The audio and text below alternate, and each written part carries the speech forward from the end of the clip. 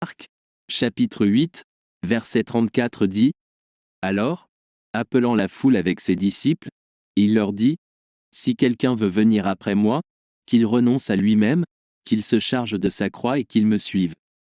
Dans ce verset, Jésus enseigne la nature du discipulat et les exigences pour le suivre.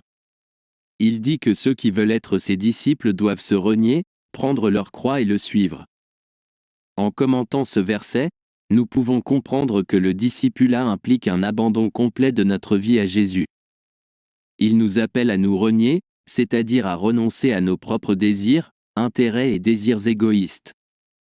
Cela nécessite un changement de perspective, mettant Dieu et les autres au-dessus de nous-mêmes. Aussi, Jésus parle de prendre la croix. La croix était un symbole de souffrance, de sacrifice et d'abandon total.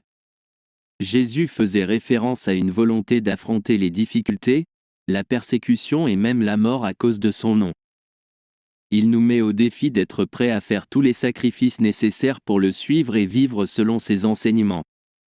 Suivre Jésus implique une vie d'engagement, de renoncement et d'obéissance.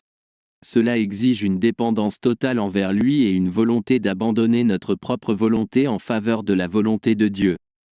Ce verset nous rappelle aussi que Jésus est l'exemple ultime à suivre.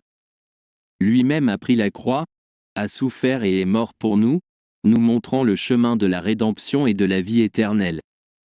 En le suivant, nous sommes appelés à imiter son exemple, en partageant ses souffrances, mais aussi sa victoire et sa résurrection. Laissons ce verset nous mettre au défi d'évaluer notre engagement envers Jésus. Puissions-nous être disposés à renoncer à notre volonté, à prendre notre croix et à le suivre dans tous les aspects de notre vie. Puissions-nous être prêts à affronter les défis et les difficultés qui peuvent survenir, en faisant confiance à la grâce et à la puissance de Dieu pour nous donner la force. Puisse notre condition de disciple être marquée par un abandon complet à Jésus, lui permettant de transformer nos vies et de nous conduire à son plus grand dessein.